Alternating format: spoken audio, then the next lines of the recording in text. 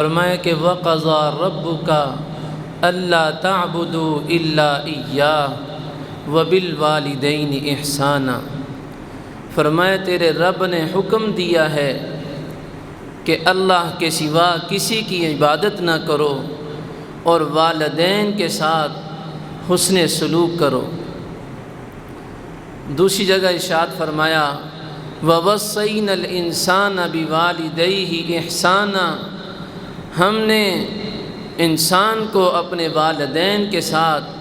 حسن سلوک کرنے کا حکم دیا ہے۔ وجہ کیا فرمائی؟ فرمایا کہ حملتہ امہ کرہا ووضعتہ کرہا وحملہ وفصالہ 30 شہرا۔ فرمایا کہ اس کی ماں اس کو مشقت کے ساتھ اپنے پیٹ میں اٹھاتی ہے اور مشقت کے ساتھ اس کو جنم دیتی ہے، اور 30 ماہ تک اس کو پیٹ میں اٹھانا اور گود میں لے کے پھرنا، یہ 30 مہینے اس کی پریکٹس رہتی ہے۔ اور ایسے فرمایا کہ وَوَصَّيْنَا الْإِنسَانَ بِوَالِدَيْهِ حُسْنًا، ہم نے انسان کو اپنے والدین کے ساتھ حسن سلوک کا حکم دیا ہے۔ حملتہ امہ وہنا علی وہن وفصالہ فی عامین ان اشکر لی ولوالدیک الی المصیر۔ ہم نے انسان کو والدین کے ساتھ حسن سلوک کا حکم دیا ہے کیونکہ اس کی ماں اس کو کمزوری در کمزوری کے ساتھ اپنے پیٹ میں اٹھائے پھرتی ہے۔ اور فرمایا کہ ہم نے انسان کو حکم دیا ہے ان اشکر لی، کہ میرا بھی شکر ادا کرے، ولی والدیک، اور اپنے والدین کا بھی شکریہ ادا کرے، الی المصیر، پھر میری ہی طرف تم سب کا لوٹ کے آنا ہے۔ تو والدین کے ساتھ حسن سلوک کا حکم قرآن پاک میں احادیث مبارکہ میں جا بجا ارشاد فرمایا گیا، اور 5 حکم سورہ بنی اسرائیل میں اللہ تبارک و تعالی نے ایک ہی آیت مبارکہ میں عطا فرمائے۔ فرمائے اما یبلغن عندک الکبر احدہما او کلاہما فلا تقل لہما اف ولا تنہرہما وقل لہما قولا کریما۔ اگر والدین میں سے کوئی ایک یا دونوں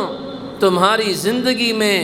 بڑھاپے کو پہنچ جائیں، فلا تقل لہما اف، ان کو اف تک بھی نہ کہنا، ولا تنہرہما، اور ان کو جھڑکنا بھی نہیں، وقل لہما قولا کریما، اور ان سے عزت سے بات کرنا، ادب سے بات کرنا، واخفض لہما جناح الذل من الرحمہ، اور فرمائے عاجزی اور انکساری کے ساتھ، شفقت اور محبت کے ساتھ اپنے پہلوؤں کو، اپنے وجود کو ان کے سامنے جھکا کے رکھنا۔ اور 5واں حکم ارشاد فرمایا کہ اگر والدین دنیا سے چلے جائیں اور زندگی میں خدمت کر کے یہ جنت نہ حاصل کر سکا، خدمت کر کے ان کو راضی نہ کر سکا، اب اس کے لیے یہ ہے کہ ان کے دنیا سے جانے کے بعد اب ان کے لیے دعا کرے، رب ارحمہما کما ربیانی صغیرا، اے اللہ تو میرے والدین پہ ایسے ہی رحم فرما، ایسے ہی شفقت فرما جیسے انہوں نے بچپن میں شفقت کے ساتھ میری محبت کے ساتھ تربیت کی، کہ میں نقصان بھی کرتا تھا، چیزیں بھی توڑتا تھا، پیسے بھی ضائع کرتا تھا، ان کا دل بھی دکھاتا تھا، تکلیف بھی پہنچاتا تھا، لیکن ان کی شفقت، ان کی رحمت، ان کی ہمدردی میرے ساتھ برابر چلتی تھی۔ اے اللہ تو بھی ان پہ ایسے ہی رحم فرما۔ تو یہ اولاد کے اوپر لازم ہے زندگی میں خدمت کرنا اور دنیا سے جانے کے بعد ان کے لیے دعائے رحمت کرنا، رب ارحمہما کما ربیانی صغیرا۔ اور فرمایا کہ یہ اولاد کی والدین کے حق میں دعا یہ اتنی قبول ہوتی ہے، فرمایا کہ والدین جنت میں ایک درجے پہ ہوتے ہیں، ایک دم سے ان کا درجہ بڑھا دیا جاتا ہے، پروموشن ہو جاتی ہے، درجہ اوپر والا مل جاتا ہے۔ وہ پوچھتے ہیں اے باری تعالی ہم یہاں پہ کوئی نیکی تو کر نہیں سکتے، آپ نے ہماری ایک دم سے پروموشن کیوں کر دی، ہمارا درجہ کیوں بڑھا دیا گیا؟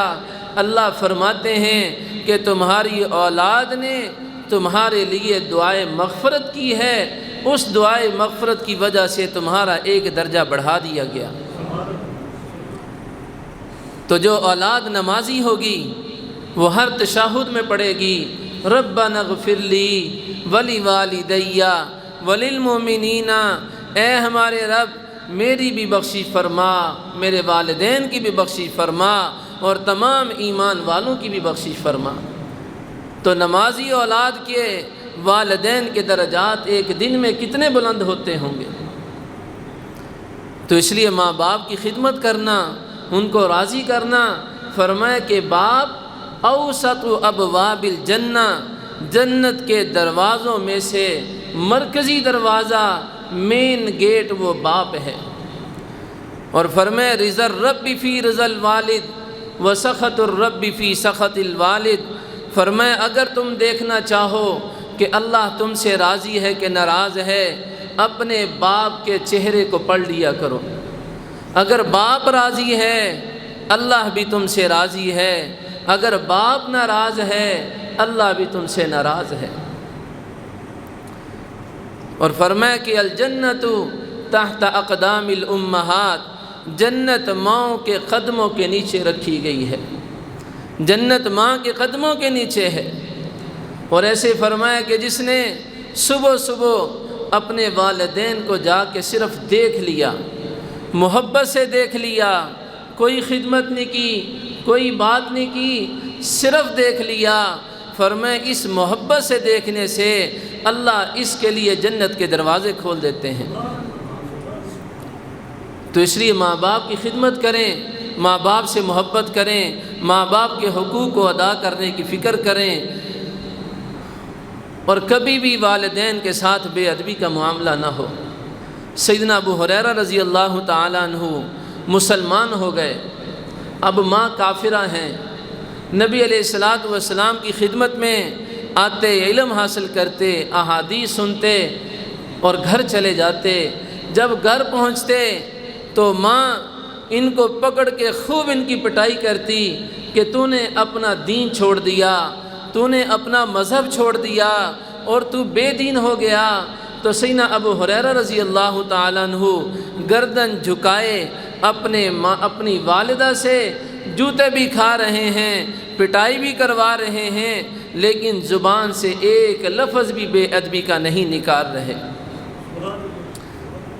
ایک لفظ بھی بے ادبی کا نہیں نکال رہے کہ جی آپ کو کیا معلوم، آپ کو کیا پتہ، بے دین تو آپ ہیں۔ کوئی اس طرح کی بات نہ کی، کوئی اس طرح کا طعنہ نہ دیا۔ ایک دن نبی علیہ السلام کی خدمت میں حاضر ہوئے، آ کے عرض کیا یا رسول اللہ صلی اللہ علیہ وسلم، اب تو مار کھا کھا کے بس ہو گئی ہے، اب آپ میری والدہ کے ایمان قبول کرنے کی دعا فرما دیں۔ تو نبی پاک صلی اللہ علیہ وسلم نے ہاتھ اٹھائے، سیدنا ابو ہریرہ رضی اللہ تعالیٰ عنہ دعا مانگنے کی بجائے پیچھے کو دوڑنا شروع ہو گئے۔ کسی صحابی نے دیکھا، انہوں نے کہا کہ ابو ہریرہ دعا تو مانگ لو، کدھر کو بھاگ رہے ہو؟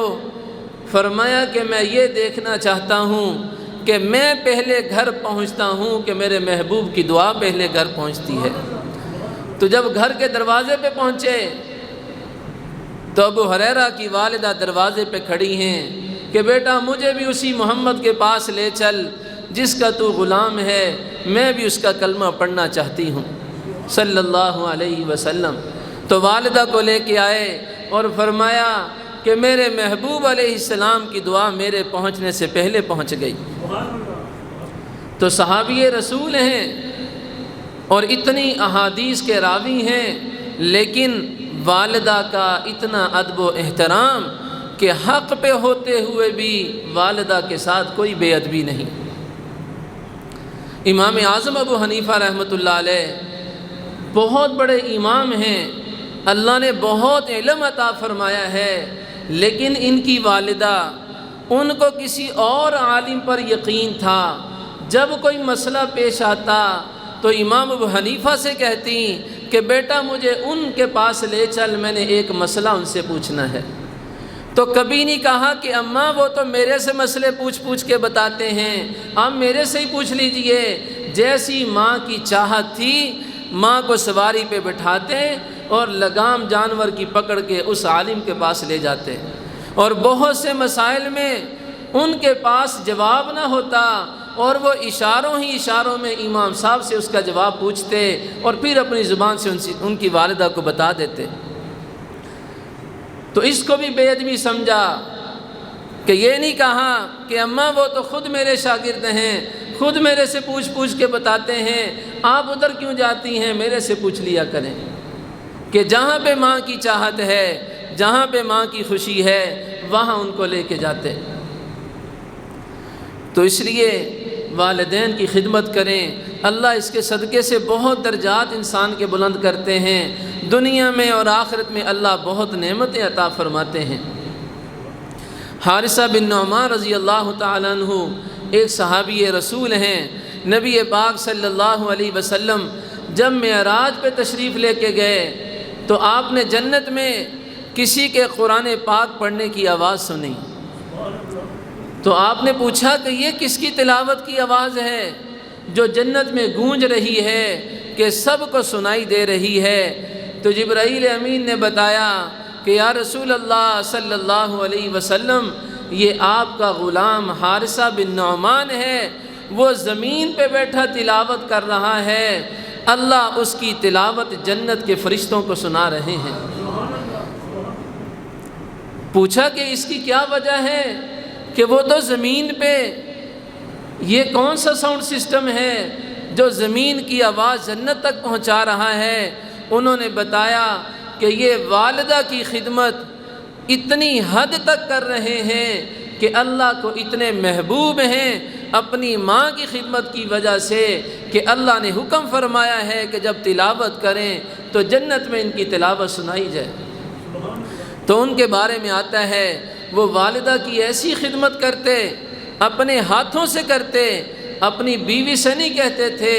اپنی والدہ کے کپڑے خود اپنے ہاتھوں سے دھوتے، خود ان کا آٹا گوندتے، خود روٹی بناتے اور خود نوالے بنا کے ماں کے منہ میں ڈالتے، اور خود ان کے سر پہ تیل لگاتے، خود کنگھی کرتے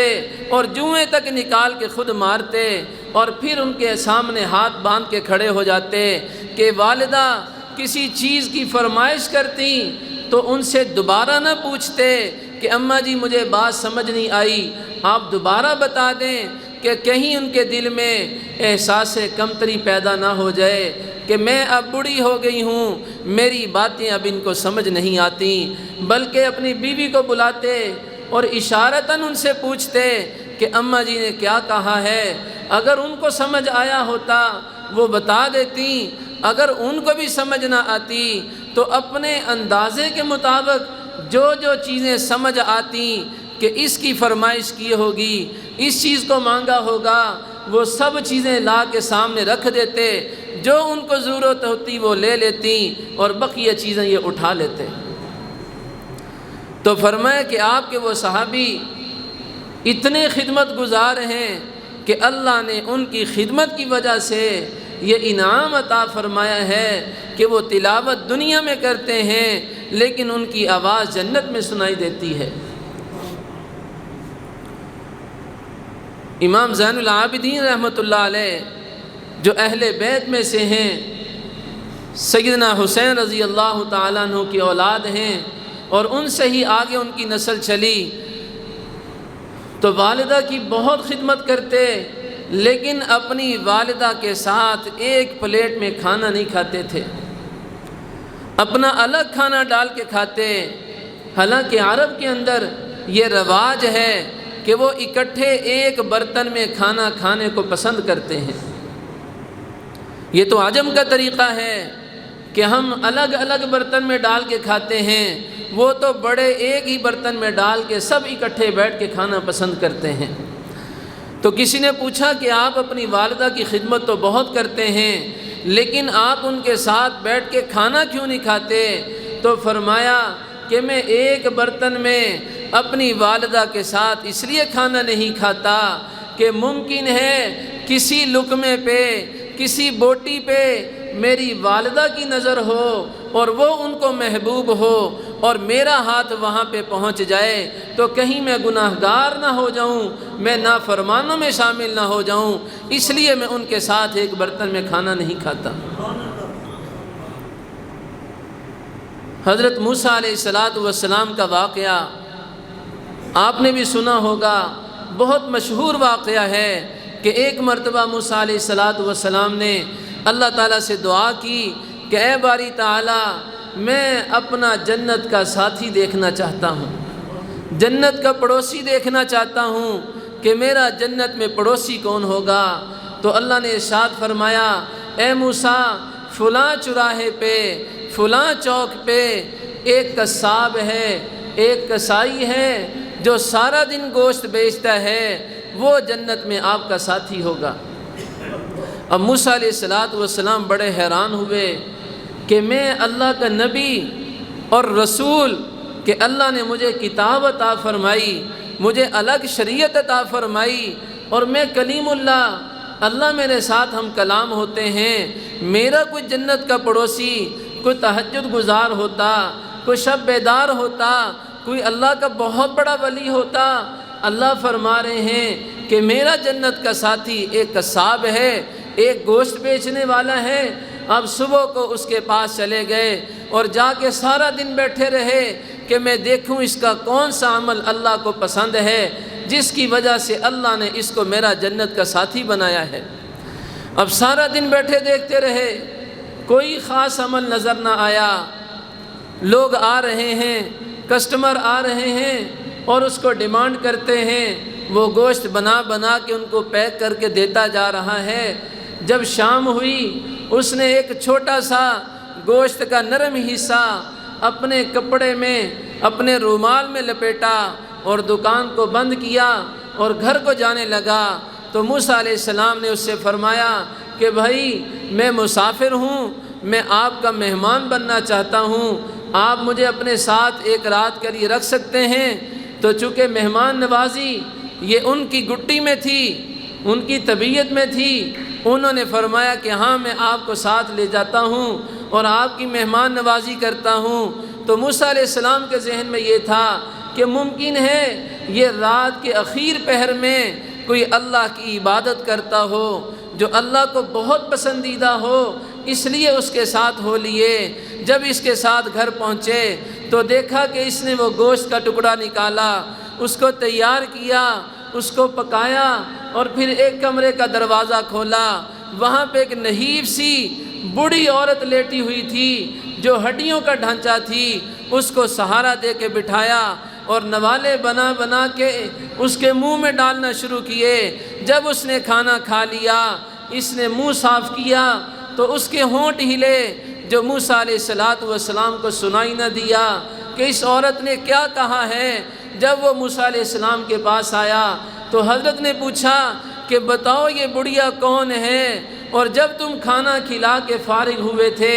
اس نے تمہیں کیا کہا تھا؟ اس نے کہا کہ آپ مسافر ہیں، مہمان ہیں، آپ کو اس سے کیا سروکار، آپ رات گزاریں، اپنی ضروریات کو پورا کریں۔ موسیٰ علیہ السلام نے فرمایا کہ نہیں، جب تک تم بتاؤ گے نہیں میں تمہارا پیچھا نہ چھوڑوں گا۔ تو اس نے بتایا کہ یہ میری والدہ ہیں جو کمزور ہیں، نحیف ہیں اور خود چلنے پھرنے سے قاصر ہیں، کھانا کھانے سے قاصر ہیں۔ میں روزانہ ان کے لیے نرم سا گوشت کا ٹکڑا بچا لیتا ہوں اور لا کے تیار کر کے اس میں نوالے بنا بنا کے میں ان کو کھلاتا ہوں۔ تو انہوں نے کہا کیا تھا؟ تو اس نے کہا کہ میں جب اس کو کھانا کھلا کے ان کو فارغ ہوتا ہوں تو بیچاری میری محبت میں دیوانی ہے، ماں ہے، اس کو اولاد سے محبت ہے، وہ اتنی بڑی بات کر دیتی ہے کہ اللہ تجھے وقت کے پیغمبر موسیٰ کا جنت میں ساتھی بنائے۔ اس کو کیا معلوم کہ موسیٰ کتنے بڑے آدمی ہیں، کتنے بڑے اللہ کے نیک بندے ہیں، وہ نبی ہیں، پیغمبر ہیں، میں تو گناہگار آدمی ہوں۔ تو موسیٰ علیہ السلام نے فرمایا تجھے مبارک ہو میں ہی موسیٰ ہوں، میں ہی اللہ کا پیغمبر ہوں، میں ہی اللہ کا رسول ہوں۔ تیری والدہ کی دعا اللہ نے قبول کر لی۔ اللہ نے مجھے فرمایا ہے کہ تو میرا جنت کا ساتھی ہے، تو میرا جنت کا پڑوسی ہے۔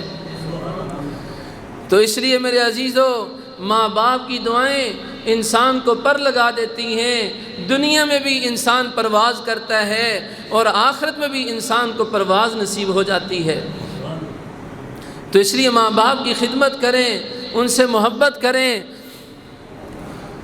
حضرت اویس قرنی رحمۃ اللہ علیہ، ان کا واقعہ لکھا ہے کہ نبی پاک صلی اللہ علیہ وسلم نے حضرت عمر سے اور حضرت علی سے رضی اللہ تعالیٰ عنہما، جو کتنے بڑے جلیل القدر صحابہ ہیں، خلفائے راشدین میں سے ہیں، اللہ نے ان دونوں کو فرمایا کہ اے عمر، اے علی، میرے بعد ایک اویس آئے گا جو قبیلہ قرن سے ہوگا، تم دونوں اپنے لیے اور میری امت کے لیے اس سے دعا کروانا، اس سے دعا کروانا۔ حضرت عمر فاروق رضی اللہ تعالیٰ عنہ کے زمانے میں حضرت عمر فاروق نے حج کے موقع پر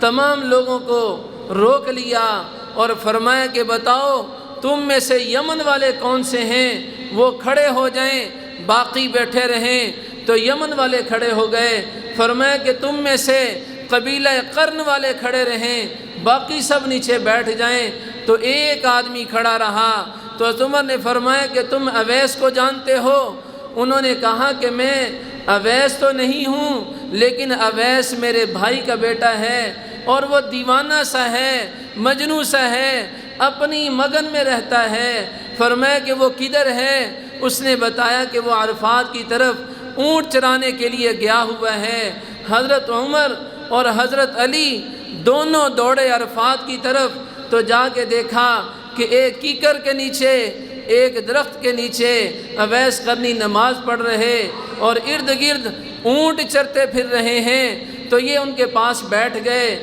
جب ان کو محسوس ہوا کہ میرے پاس کوئی آ کے بیٹھا ہے، انہوں نے نماز کو مختصر کر دیا اور سلام پھیر کے متوجہ ہوئے۔ تو حضرت عمر نے اور حضرت علی نے اس سے سوال کرنا شروع کیا کہ بھئی تم کون ہو؟ انہوں نے کہا کہ میں مزدور ہوں۔ تمہارا نام کیا ہے؟ کہا کہ میرا نام عبداللہ ہے، اللہ کا بندہ ہوں۔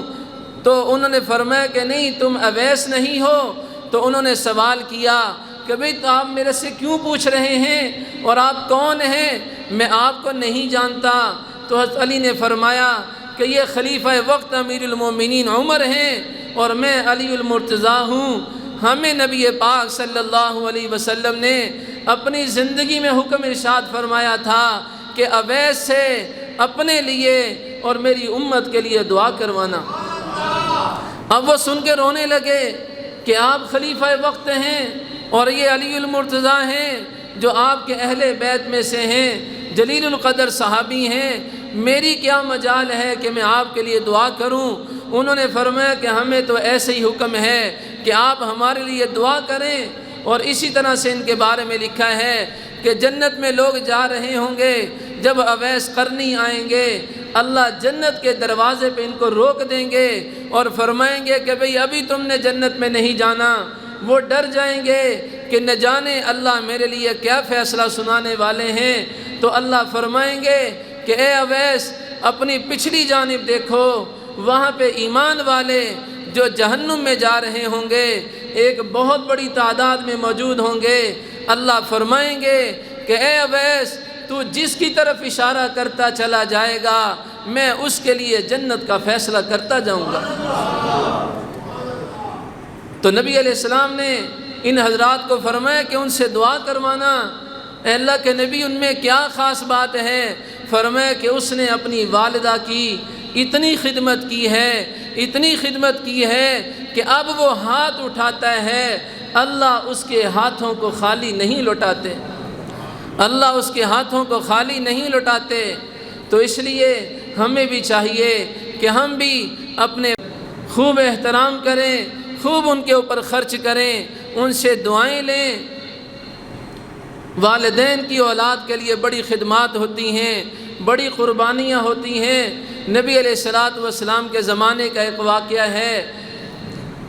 کہ ایک لڑکے نے، ایک صحابی جو جوان العمر تھے، انہوں نے آ کے نبی علیہ الصلوۃ والسلام سے اپنے والد کی شکایت کی کہ میرے والد میرے مال کو بغیر پوچھے خرچ کرتے رہتے ہیں، میرے مال کو ضائع کر دیتے ہیں۔ تو نبی علیہ السلام نے فرمایا کہ جاؤ اپنے والد کو میرے پاس لے کے آؤ۔ اب یہ گھر لوٹے اور اپنے والد سے جا کے کہا کہ نبی علیہ السلام بلا رہے ہیں۔ اب وہ اپنے بیٹے کے ساتھ چلتے آ رہے، چلتے چلتے ان کے دل میں جو دکھ تھا کہ میرے بیٹے نے، جس کو میں نے محبت سے پالا، آج میری شکایت نبی علیہ السلام سے کی ہے۔ اب چلتے آ رہے ہیں اور دل ہی دل میں کچھ اشعار پڑھے جس میں اپنے دکھ کو ظاہر کیا۔ جب نبی علیہ السلام کے پاس پہنچے تو نبی علیہ السلام کو اللہ تعالیٰ نے وحی کے ذریعے سے یہ بات ارشاد فرما دی کہ آپ ان صحابی سے کہیں کہ آتے ہوئے جو آپ نے اشعار پڑھے تھے وہ مجھے سنائیں۔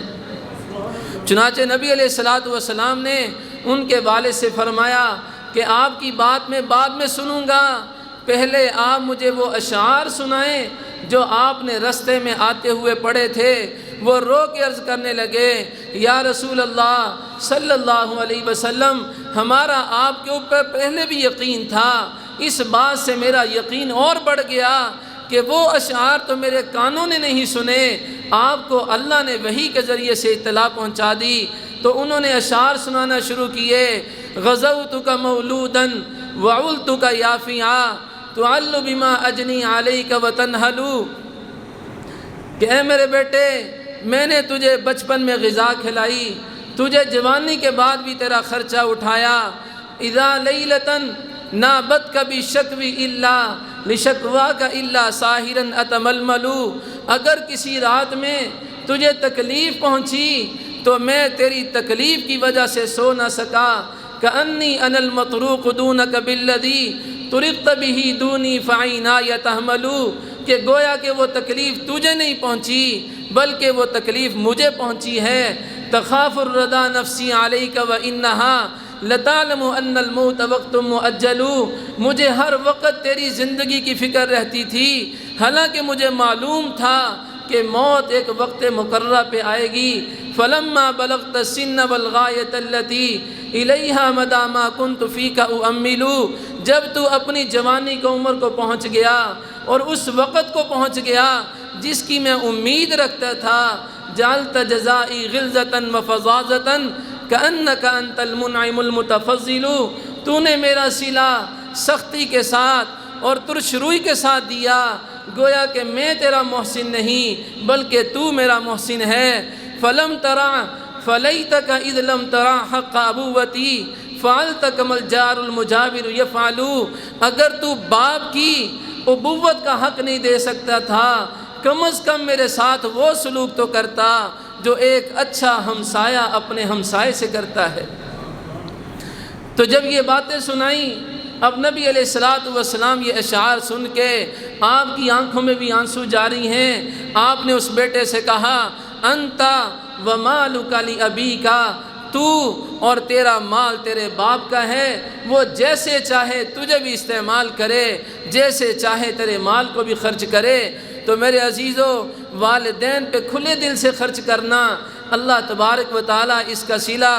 دنیا میں بھی اور آخرت میں بھی کئی سو گنا کر کے انسان کو واپس لوٹاتے ہیں۔ اس لیے کبھی بھی ماں باپ کو اپنے سے خفا نہ ہونے دیں، کبھی بھی ان کی بے ادبی نہ ہونے دیں، انہوں نے بڑی قربانیاں دی ہیں۔ میں آخری واقعہ آپ کو سنا کے بعد ختم کرتا ہوں۔ ایک انگریز نے اپنی والدہ کے 7 جھوٹ ذکر کیے ہیں۔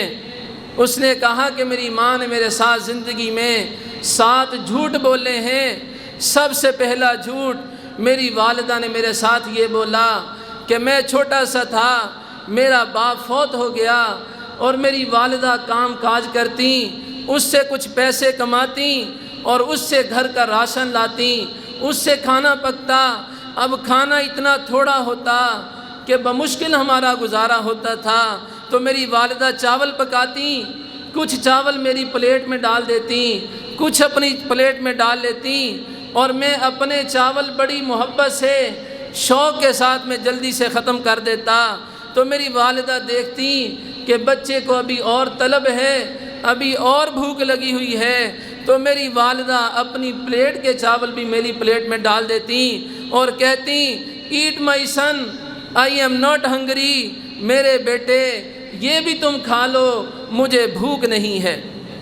مجھے بھوک نہیں ہے۔ مجھے بڑا ہو کے پتہ چلا کہ میری ماں کو بھوک ہوتی تھی لیکن وہ میرے ساتھ جھوٹ بولتی تھی۔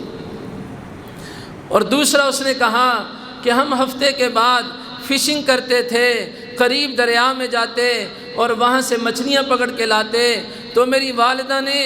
ایک مرتبہ 2 مچھلیاں پکڑیں اور اس کے کباب بنائے، اب وہ میری پلیٹ میں رکھ دیے، اب میں بچہ تھا، بڑے شوق سے کھا رہا تھا اور کھاتے جا رہا تھا، اور جلدی میں کھانے کی وجہ سے کچھ میٹ، کچھ گوشت وہ ہڈیوں کے ساتھ بھی، اس کے پنکھ کے ساتھ بھی رہ جاتا تھا، تو میں نے دیکھا کہ میری والدہ اس میٹ کو اتار اتار کے کھا رہی ہیں، تو میں نے اپنی والدہ سے کہا کہ امی جی آپ بھی لے لیجئے، تو میری والدہ نے کہا کہ eat this fish I don't like it, کہ میرے بیٹے تم اس ساری کی ساری مچھلی کو کھا لو، میں فش کھانا اتنا پسند نہیں کرتی، لیکن مجھے بڑے ہو کے پتہ چلا کہ میری ماں میرے ساتھ جھوٹ بولتی تھی، ان کو فش بہت پسند تھی، اس لیے وہ کانٹوں سے اتار اتار کے کھایا کرتی تھی۔ اور تیسرا اس نے کہا کہ میں جب سکول پڑھنے لگ گیا تو گرمی کا زمانہ تھا، میری والدہ میرے لیے دوپہر کے وقت جب مجھے لینے کے لیے سکول سے آئیں تو ٹھنڈا مشروب اپنے ساتھ لے کے آئیں، تو میں جب پیپر دے کے فارغ ہوا تو والدہ نے ٹھنڈا مشروب مجھے دیا، تو میں نے کچھ پی کے اپنی والدہ سے کہا کہ امی جی آپ بھی پی لیجئے، گرمی کا موسم ہے، پسینے سے شرابور ہیں، تو والدہ نے کہا کہ بیٹا مجھے پیاس نہیں ہے، تم اس کو پی لو، تو میں نے سارے کا سارا گلاس اس مشروب کا پی لیا۔ مجھے بعد میں پتہ چلا کہ میری والدہ کو بہت سخت پیاس لگی ہوئی تھی، لیکن انہوں نے میرے ساتھ جھوٹ بولا تھا۔ اور چوتھی بات انہوں نے کہی کہ جب میں اور تھوڑا سا بڑا ہوا، میرے اخراجات بڑھ گئے، تو میری والدہ ایک قریب میں ایک فیکٹری تھی ماچس کی، وہاں سے وہ پیکٹ لے کے آتی اور ان میچز کو ان پیکٹ میں بھرا کرتی، تو ایک دن میں رات کے اخیر پہر میں اٹھا تو میں نے والدہ کو دیکھا کہ وہ مسلسل کام کرتی جا رہی ہیں، تو میں نے والدہ سے کہا کہ اماں جی آپ بھی سو جائیے، تو ماں نے کہا کہ گو ٹو سلیپ مائی سن، میرے بیٹے تو سو جا، آئی ایم ناٹ ٹائرڈ، میں تھکی ہوئی نہیں ہوں، مجھے ابھی نیند نہیں آ رہی۔ حالانکہ میری ماں کام سے بہت تھکی ہوئی تھی اور اس کو بہت نیند آ رہی تھی، لیکن میری ماں نے اس وقت بھی آرام نہ کیا اور میرے لیے مشقت کرتی رہی۔ اور 5ویں مرتبہ میری ماں نے جھوٹ اس وقت بولا کہ میں سکول سے اسکالرشپ پہ امریکہ منتقل ہو گیا اور وہاں یونیورسٹی میں پڑھنے لگا، اور پڑھنے کے بعد میں فارغ ہو گیا اور جاب کرنے لگا، اور پھر میں نے شادی بھی کر لی اور میں نے ایک گھر بھی کرائے پہ لے لیا۔ تو میں نے اپنی والدہ کو فون پہ کہا کہ اماں جی آپ میرے پاس آ جائیں، ہم میاں بیوی گھر میں اکیلے ہوتے ہیں، آپ ہمارے ساتھ بہت بڑا گھر ہے، اس میں ہمارے ساتھ آ کے رہیں۔ تو ماں نے مجھے جواب دیا کہ بیٹا مجھے بڑے گھروں میں خوشی نہیں ہوتی، میں اپنے اسی چھوٹے سے گھر میں خوش ہوں۔ تو وہ کہتے ہیں کہ حالانکہ میری والدہ کو اس گھر میں بڑی تنگی تھی، بڑی دقت سے وقت گزار رہی تھیں، لیکن میری ماں نے میرے لیے جھوٹ بولا کہ کہیں ایسا نہ ہو میں ان کے ساتھ رہوں، میرے رہنے کی وجہ سے ان کی زندگی میں کوئی پریشانی یا خلل واقع ہو، تو میری ماں نے میری خاطر میرے سے جھوٹ بولا۔ اور چھٹی بار کہا کہ میں نے اپنی والدہ کو کچھ پیسے بچا کے بھیجے کہ آپ یہ اپنے استعمال میں لے آئیں، لیکن میری والدہ نے مجھے پیسے وہ ویسے ہی واپس بھیج دیے، یہ کہہ کے کہ بیٹا میرے پاس انف منی موجود ہے، میرے گزارے لائق میرے پاس پیسے موجود ہیں، مجھے ان پیسوں کی ضرورت نہیں ہے، ان کو بیٹا تم اپنی ضروریات میں صرف کر لو۔ اور 7ویں بار وہ کہنے لگے کہ میری والدہ سے فون پہ بات ہوتی رہتی تھی، لیکن کچھ عرصہ بات نہ ہوئی تو پھر مجھے کسی کے ذریعے سے پتہ چلا کہ میری والدہ بہت بیمار ہیں اور ہاسپٹل میں ایڈمٹ ہیں، تو میں وہاں سے ٹکٹ کروا کے اپنی والدہ کے پاس پہنچا تو میری والدہ ہاسپٹل میں تھی اور ہڈیوں کا ڈھانچہ بن چکی تھی، اور مجھے لیڈی ڈاکٹر نے بتایا کہ یہ کینسر کی مریضہ ہیں، ان کو بہت تکلیف ہے، آپ ان کا خیال رکھنا۔ تو میں والدہ کے پاس آیا تو میں رونے لگ گیا، تو میری والدہ نے مجھے کہا don't cry my dear son, I am not in pain, اے میرے بیٹے تو ہرگز نہ رو، مجھے کوئی تکلیف نہیں ہے۔ حالانکہ میری ماں کو بہت تکلیف تھی، لیکن وہ اپنا دکھ میرے سے چھپا رہی تھیں کہ میری تکلیف کی وجہ سے میرے بیٹے کو دکھ اور تکلیف نہ پہنچے۔ تو میرے عزیزو، والدین زندگی میں نہ جانے کتنے دکھ اٹھاتے ہیں اس اولاد کے لیے، لیکن جب یہ اولاد بڑی ہوتی ہے پھر یہ یوں حاکمانہ لہجے میں اپنے والدین سے بات کرتی ہے کہ گویا کہ محسن والدین نہیں، یہ خود ان کا محسن ہے، اس نے والدین کو پالا ہے۔ تو اس لیے میرے عزیزو، ماں باپ کے لیے خوب خدمت کرنا، خوب ان کے اوپر خرچ کرنا، اور دنیا سے چلے جائیں تو ان کے لیے دعائیں مغفرت کرنا۔ اور شریعت نے یہ بات بھی یہاں پہ میں عرض کر دوں، جب ہم والدین کے حقوق پہ بات سن لیتے ہیں تو گھر جا کے بس ایک ہی بات ہوتی ہے کہ بیوی سے کہتے ہیں کہ بھئی اب تو نے میرے ماں باپ کی خدمت کرنی ہے۔ شرعی طور پر عورت کے اوپر یہ سسرال کی، ساس سسر کی شرعی طور پر خدمت کوئی فرض نہیں، ماں باپ میرے ہیں، میرے اوپر ان کی خدمت لازم ہے کہ میں اپنے ہاتھوں سے خدمت کروں۔ آج ہم یوں کہہ کے جان چھڑا لیتے ہیں کہ جی ہم تو بہت بیزی ہیں، ہم تو بڑے مصروف ہیں۔ بھئی یہ کس طرح کی مصروفیت ہے، یہ کس طرح کا